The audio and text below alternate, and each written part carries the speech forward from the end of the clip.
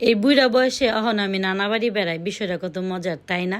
তো আমার মতো কে কে এখনও নানা বাড়ি বেড়াতে যান অবশ্যই কমেন্টস করে জানাবেন। নানা বাড়ি মানেই তো হচ্ছে ভাই বোন একসাথে অনেক অনেক গল্প করা, আড্ডা করা, অনেক আনন্দ করা, তাই না? তো কার কার নানা বাড়ি অনেক আনন্দ হয় সেটাও কিন্তু কমেন্টস করে জানাবেন। আর সবাই একসাথে গ্যাদাগাদি করে কখন যে ফজর আজান দিয়ে দেয় সেটা টেরই পাই না। হ্যালো এভরিওয়ান, আসসালামু আলাইকুম। আজকে আমি চলে আসছি আমার নানা বাড়ি টঙ্গীতে। অনেক অনেক বছর পর চলে আসলাম, যদিও নানা নানি এখন কেউই বেঁচে নেই, তারপরও আমরা আসি কেন, আমার মামা মামি আছে। তো আসার পরে হচ্ছে ঠান্ডা ঠান্ডা শরবত খেলাম। আজকে একটু গরম ছিল, সাথে একটু আইসক্রিমও খেলাম। তো যেই কথাটা বলছিলাম যে মামা মামি আছে, তো দুইজন মামা আল্লাহর কাছে চলে গেছে, আর যারা আছে তারা আলহামদুলিল্লাহ এখনও সুস্থ আছে। আর সবাই দোয়া করবেন তারা যেন অনেক অনেক বছর বেঁচে থাকে। যেহেতু আমাদের আসতে একটু লেট হয়ে গেছে, তো দুপুরের খাবার সময় হয়ে গেছে, তো প্রথমে চলে এসেছি আমার মেজো মামির ঘরে। তো মেজো মামি আমাদের জন্য অনেক অনেক আইটেম রান্না করেছে, আর বরাবরের মতো আমার মেজো মামির রান্না সবসময় আমার অনেক বেশি পছন্দের। তো আমি একটু উঠে উঠে দেখছিলাম যে মামি আমাদের জন্য কি কি রান্না করেছে।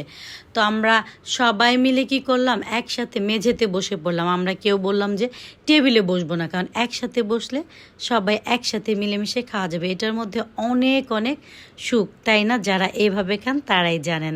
এটাও কিন্তু কমেন্টস করে জানাবেন এভাবে খেতে কার কার ভাল লাগে।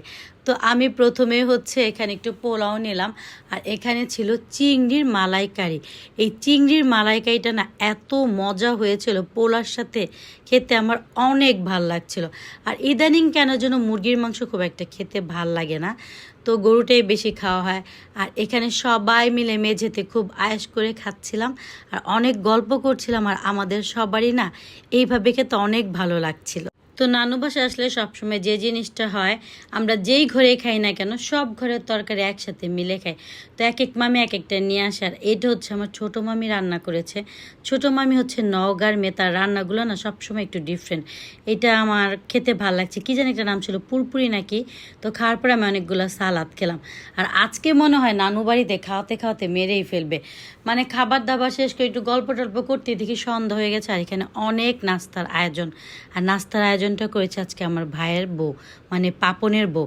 সে নতুন বউ, আর ও হচ্ছে ময়মনসিংহের মেয়ে। সে আজকে ডিফারেন্ট নাস্তা আমাদের জন্য বানিয়েছে। আর আমার মা দেখেন কত খুশি। বাবার বাড়িতে এসে আমি মাকে বলছিলাম, মা মিষ্টি কম খাও, তোমার তো ডায়াবেটিস। বাট সে খুশিতে মিষ্টি শুধু খাচ্ছে আর খাচ্ছে। মানে প্রত্যেকটা মেয়ে কিন্তু বাবার বাড়ি আসলে অনেক খুশি হয়, তাই না? তো এখানে আমি হচ্ছে পাস্তাটা ট্রাই করলাম। আর এখানে ছিল ওই যে আমার ভাইয়ের বড় ডিফারেন্ট একটা ডেজার্ট।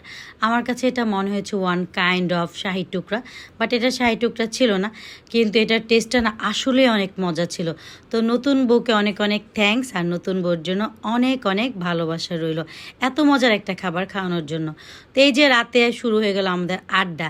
তো এই আড্ডা কখন শেষ হবে সেটা জানি না, ফজর আজানও দিয়ে দিতে পারে।